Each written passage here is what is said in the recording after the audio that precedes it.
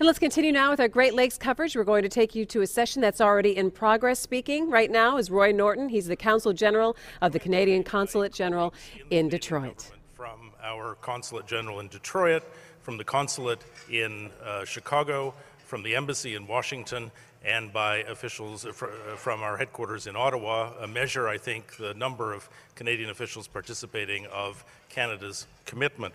The Great Lakes are fundamental to the well-being of Canadians and Americans alike who work along their shores. Protecting water quality and ecosystem health in the Great Lakes is vital to ensuring that we all can continue to depend on these Great Lakes for their drinking water, for recreation, and for jobs. Top of mind right now, understandably, is the recently updated Great Lakes Water Quality Agreement. Modernizing this agreement was a critical step towards successfully addressing current and emerging issues impacting the Great Lakes, including population growth, urbanization, invasive species, toxics, climate change, and economic activity in the basin. These issues are critical given how many current and potential jobs depend on the health of the Great Lakes. And we Canadians believe that the agreement will continue to be a pivotal instrument to inform governments and members of the Great Lakes community in the protection and restoration of the Great Lakes. Its updating just last Friday in Washington constitutes a tremendous success. We want to ensure that shipping has a strong future on the lakes as well. It's an environmentally efficient way to move goods. Standards governing ballast water must, in our view, be technologically and economically attainable. Further, they must be uniform in their application across the basin. We're also acting aggressively, as many of you understand and appreciate, to prevent the introduction of Asian carp into the lakes. In May of this year, Department of Fisheries and Oceans Minister Ashfield announced an investment of $17.5 million to prevent the introduction of Asian carp and create early warning and response systems. Once again, we're working closely with our American partners to ensure prevention and control measures are managed jointly. The governments of Canada and Ontario will be formally participating in the Asian Carp Regional Coordinating Committee this year to ensure that a consistent and coordinated strategy is implemented throughout the basin. Over 2.2 million employed persons throughout the 8 Great Lakes states depend on trade with Canada for their jobs. To be sustainable, each of those jobs needs a well-functioning border. We're especially reminded of this on today, the 11th anniversary of the horrific attacks of 9/11. In the immediate aftermath of those attacks, the border was, of course, anything but well-functioning. With the Smart Border Accord and now the Beyond the Border Initiative, governments have shown great leadership. Most recently, Canada and Michigan have led in reaching an agreement just on June 15th of this year to make the proposed new international trade crossing over the Detroit River a reality.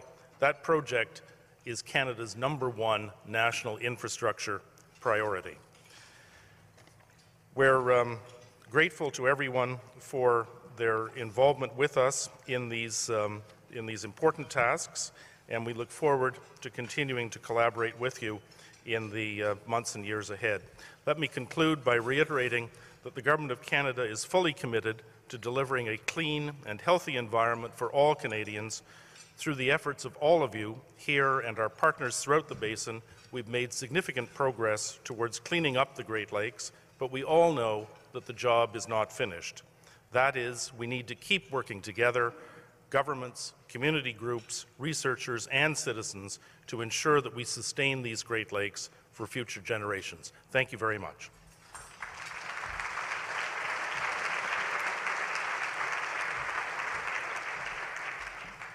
Cardno JF New is an ecological and restoration consulting firm with more than 20 years of experience, and they are a Great Lakes jobs generator, working with government agency, private landowners, and many of us in the nonprofit world.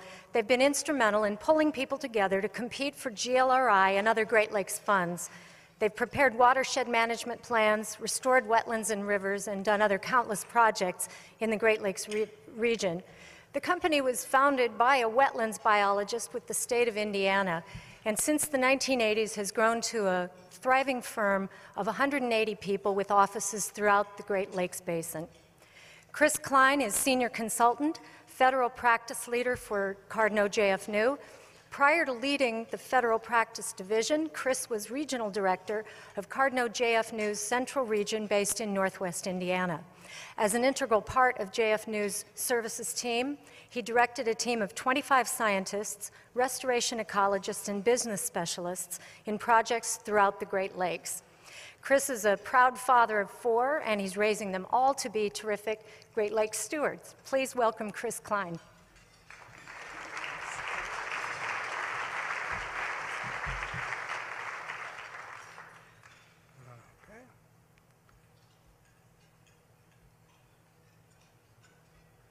Let me get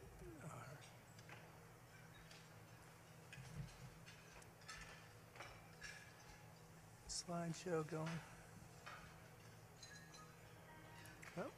Well, bear with me here while the machine restarts.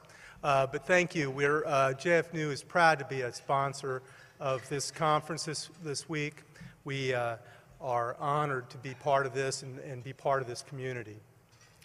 As you heard, many of you know us as JF New, but in the last 2 years, we have merged with a company called Cardno. Cardno is a global provider of infrastructure and social solutions and headquartered in Australia.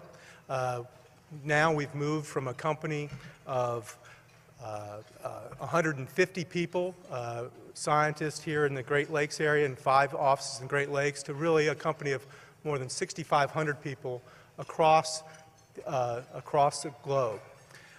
What this has done is allowed us to have access to technical resources that we have only dreamed about when we were a company just starting up in Walkerton, Indiana. This has allowed us to bring ecotoxicologists and natural resource economists, biological modelers to bear on the challenges that we all continue to face here in the Great Lakes. So I'm honored to be part of this organization, and my slides are not coming up here. So what I'd like to talk about, though, is some of the on-the-ground progress that has been made here with the Great Lakes Restoration Initiative. And when Jeff asked me to talk about some of these projects, I readily agreed to do so, but these aren't JF News projects. They're not Cardno's projects. These projects started at the local level by many people here in this room who, through taking responsibility for wanting to understand what's going on in your backyard and in your streams and lakes around your communities, going to hours and hours of meetings and learning what's happening, began to take the initiative to move forward with addressing the problems here in the Great Lakes. When that energy and effort is combined with the support that we have received from the federal agencies and the resource support, we're able to see true on-the-ground progress. Unfortunately, my slides aren't coming up here, but we have projects, for example, yeah, sure, that'd be great. I've got some pretty pictures I'd like to show you, and of some before and after effects of some projects we've done on the ground.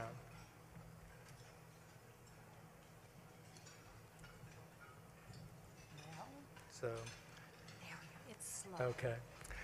But I want to start up in Michigan, at Muskegon Lake, an AOC that, again, through the result of a lot of hard work with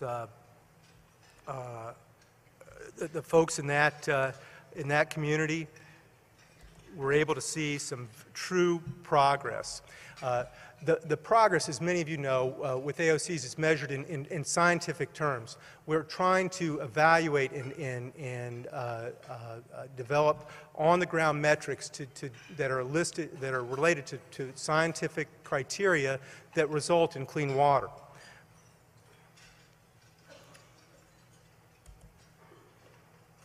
Okay, and with just a couple seconds here, I'll show you some pictures of what those criteria have led to real progress. At Muskegon Lake alone, we set out as a challenge of restoring some shoreline over 4.5 miles of shoreline. And if you could flip the screen.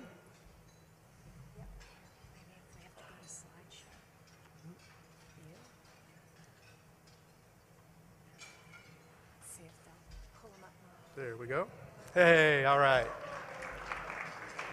Okay, so here at Muskegon Lake,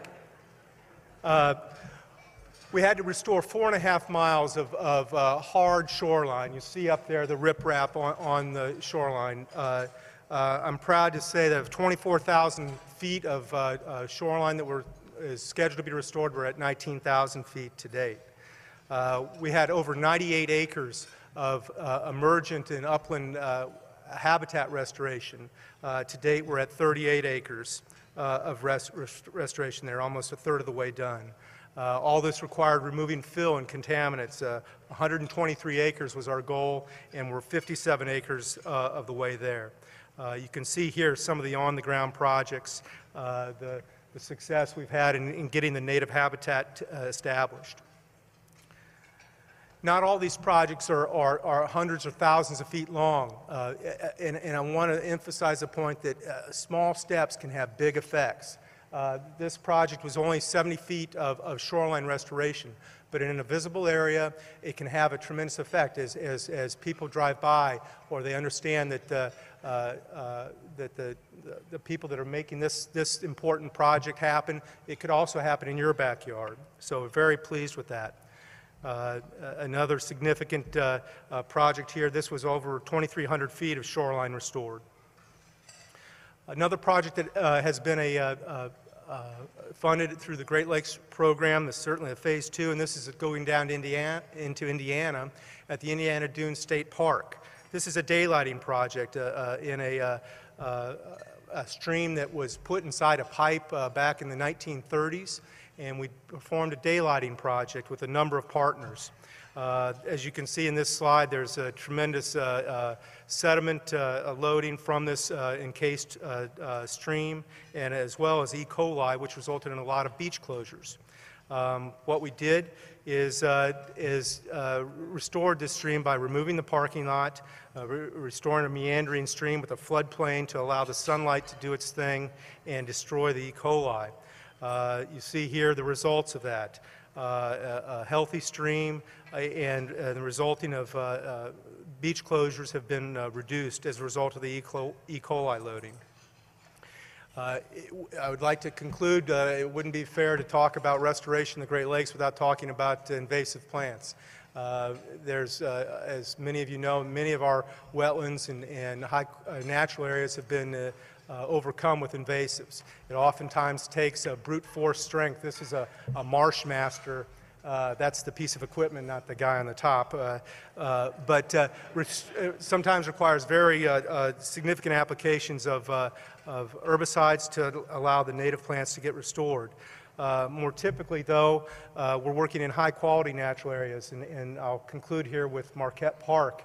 Our staff technicians here at the bottom of this picture are hand-wicking cattails in a high-quality natural area. And Marquette Park is really an emblem of the kind of partnership that I think we all should be proud of. This park has great potential and is in the middle of Gary, Indiana, and can be a real gem for people who live there as well as tourists coming in from out of town. With continued restoration, we can get people, scientists here in the Great Lakes area and 5 offices in Great Lakes to really a company of more than 6,500 people across the globe. What this has done is allowed us to have access to technical resources that we have only dreamed about when we were a company just starting up in Walkerton, Indiana. This has allowed us to bring ecotoxicologists and natural resource economists, biological modelers to bear on the challenges that we all continue to face here in the Great Lakes. So I'm honored to be part of this organization. And